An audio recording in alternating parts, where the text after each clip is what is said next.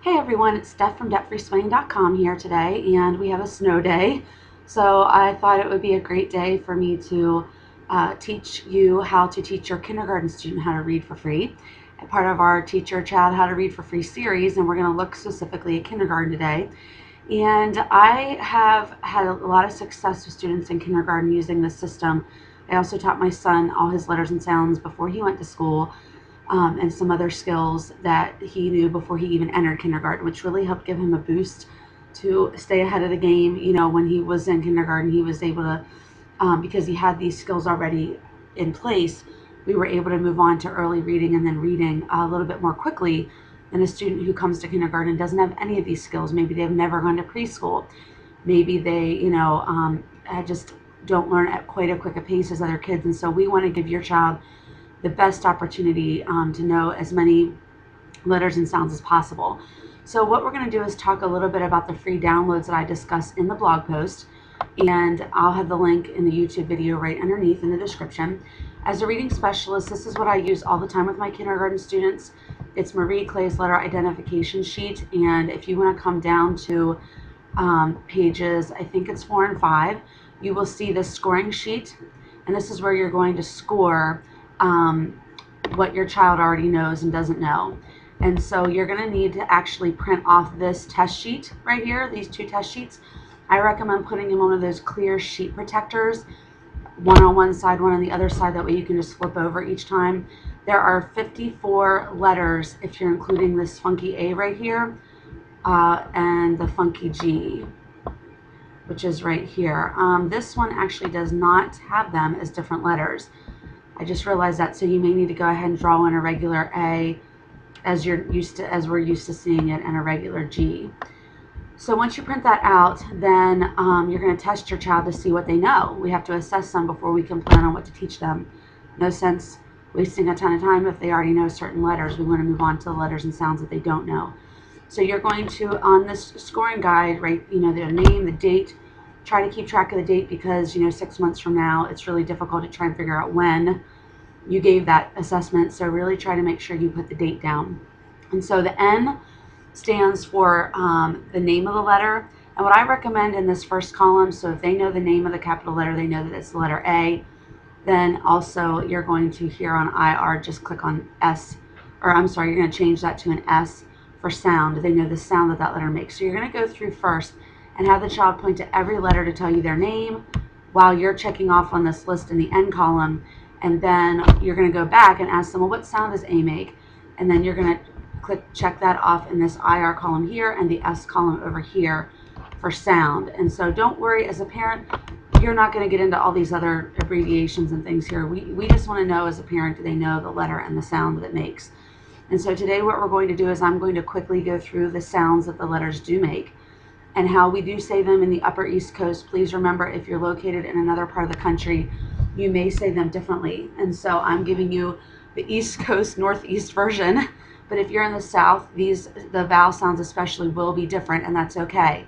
Just make them the way that you would say, especially the short vowels only, the way that you would say them in the words hat, hit, hot, hut, and then the word bed. E says here. So A says a, F says f, K says k, P says p, W says w, Z says z, B says b, H says h, O says ah, J says j, U says C says k, Y says y, L says l, Q says qu, M says m, D says d, N says n, S says s, X says x, like in the end of fox. I says I, E says G says g, R says V says v, T says t. Now you may notice that your child may say j for G, and that's okay, but we do want them to know that G mostly says g most of the time, especially when we're first learning to read. Also, excuse me, your child may know that C also says s, like in celery, but we're looking for k as in cold in this assessment. A couple other things that you may notice is that your child may say things like, for if you say, what sound does A make? They may try to give you the whole word, like apple. We're looking for the specific sound ah. And again, we're only doing short vowels for this first assessment because those will be the sounds that they will be first making when they're learning to read CVC words, or words that have 3 letters that follow a consonant vowel, consonant pattern. And so while we're doing that, we want to make sure that we're setting them up for success, and we need them to know just those short vowel sounds to begin with. And then we will move on later to explain to them that A, E, I, O, and U also make their long vowel sounds. But that's going to be coming after kindergarten normally, or at the very end of kindergarten. We do sometimes cover long vowels in certain schools, but not all schools cover long vowels in kindergarten. So, but moving on, you also might have noticed that I said qu for Q, because even though QU has to go together to make the sound qu, they're only ever going to read Q and U together. There are no words mainly spoken or written in the English language that doesn't have a Q with a U. And so those 2 sounds, we just put it together for them to make it easier for them. As you move on and teaching them the end of the alphabet, you will notice that a lot of times they'll confuse the sounds for W and Y. Y being y and W being w. And so you, excuse me, sorry. You may actually want to, sometimes I have teachers that teach them that W, we call it a W, so that we remember w at the beginning. And that's another thing. If you ask a child, what sound does this letter make, they may give it to you several times, like pa, pa, pa, or w, or z, z, z. And that's just common for them to do that. You don't necessarily have to correct them. When they go to blend the sounds, when they're reading words, they will eventually stop doing that. So when they're first giving you those sounds, you may notice that they give you a couple extra of those. So this is how you record the letters and sounds sheet. Here's another example. Oh, I'm sorry. Yeah, here's the one that I use all the time. I wanted you to have this one because you have the actual test sheets. And then on this one is the one that I use every single day with the score. Okay, some other things that we're going to move on is that teaching your child the sounds can be very easy. This is the most simple way that I can help parents that want to do it quickly. There's a DVD called Leapfrog Letter Factory where children, of course, in addition to Sesame Street, which gives great lessons on everything from letters and numbers to other life skills, but Leapfrog Letter Factory teaches all 26 sounds succinctly within a half hour, and you can skip through the intro and go back to specific letters if your child is struggling, where they can watch a small under 2-minute cartoon and learn a song that goes with it that is very memorable. And the children that I use this with oftentimes will walk around singing the song, or if I even say to them, what sound does X make, they'll just start singing, or they'll bring up some kind of comment from the movie that shows me that they're really associating the letter sound with the movie. And so this is my favorite all-time video ever for teaching children letter names and sounds. And it teaches them in the capital letters, so you may need to go back and do some instruction on a whiteboard with how to teach them the letter or the sound in lowercase. They do show the lowercase each time they enter a room in the DVD, but I don't know that it's enough for the child to always memorize all the lowercase sounds. That should be done in their kid writing, which we'll talk about. All right, so we're going to move on here. So also teaching letter sounds and the names of the letters. You can do everything from, we'll give you some ideas in the blog post, but also dry erase boards are great. Having the children write them on their own dry erase board, having them putting some shaving cream on a plastic tablecloth, having them write the letters and say the sounds at the same time in the shaving cream. You can also make edible letters with using Cheerios or different types of cereals where you line them up. You can buy alphabet cereal and go over their letters and sounds with them that way, then they can eat it at the end. You can also make letters with Play-Doh.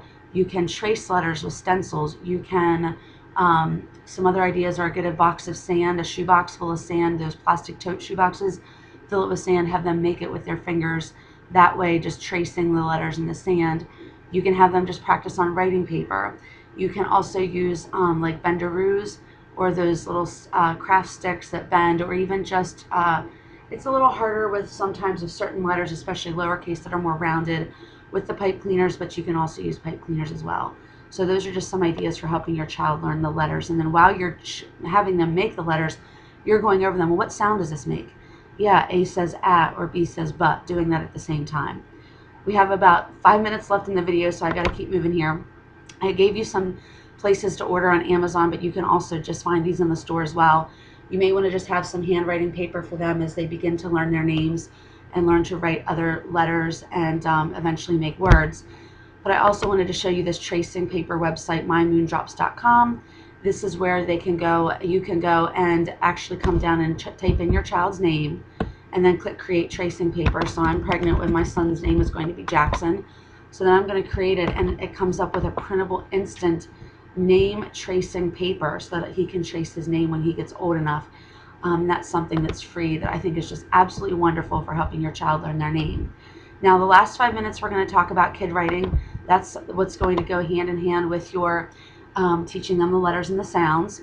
And that is basically this Mead. You can use this primary journal, or they can just, write. And when they first start writing, they don't even have the ability always to write on lines. And so you're going to be teaching them how to write sentences, even though they might not know how to write letters yet. You're just going to teach them what do you want to say and draw on this picture. Have them draw a picture and then have them write a sentence about it every day, 5 days a week, around 5 days a week. And you're going to ask them, okay, what does this say? And then if they say, the sky was sunny, you're going to say, well, you may not go into, you're not going to necessarily write it for them, but you might, if they're first learning, you might say, well, the is spelled T-H-E. And then you write it out, and then you say, sky, sky, and help them get sound by sound. Again, at the beginning, they're going to be blending all the sounds together, and you're going to have to be really helping them.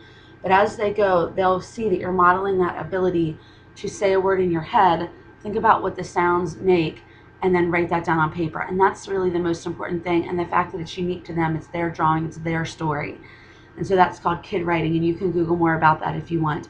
So these are the places that you're going to be starting. You're going to be doing 10 to 15 minutes of kid writing a day. 10 to 15 minutes of working on letters and sounds every day. And so, and you can always do the leapfrog in addition to that 30 minutes, another time of the day. And you should find that your child will be learning to read and write fairly quickly.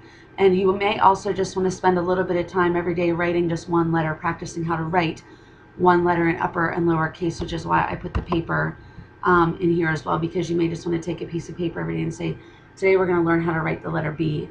Let mommy show you. And there are all kinds of workbooks out there that you can buy even at the Dollar Tree that have these same skills in them. But I just am giving you some examples of different ways that you can do it at home. So at the same time that you're doing this, you're also going to be wanting to do some phonemic awareness. That might have to be a whole video in its own, but I'll try to cover it here in a minute. But just doing activities that include rhyming, that we can include some of the links to different activities in the blog post as well. But also blending and segmenting sounds, where if you say cat, you want them to break it apart and say k, a, t. Or if you say it broken apart, you want them to blend it together as cat. And so many times people will just create boxes called Elkonin boxes, and they're just 2 or 3, and usually start out with 3 boxes. You just draw on a paper, and then you push pennies into each box as you make the sound. So Elkonin is ELKONIN boxes. You can Google it. There's probably a free printable. I'll see if I can find one and put it on the blog post as well. So looking to really break apart those sounds and manipulate sounds and words any way that you can. So we'll come up with a list of free resources on the blog as well, but this is basically how you're going to teach your kindergarten child how to read and write. Hope you guys have a great day. Bye-bye.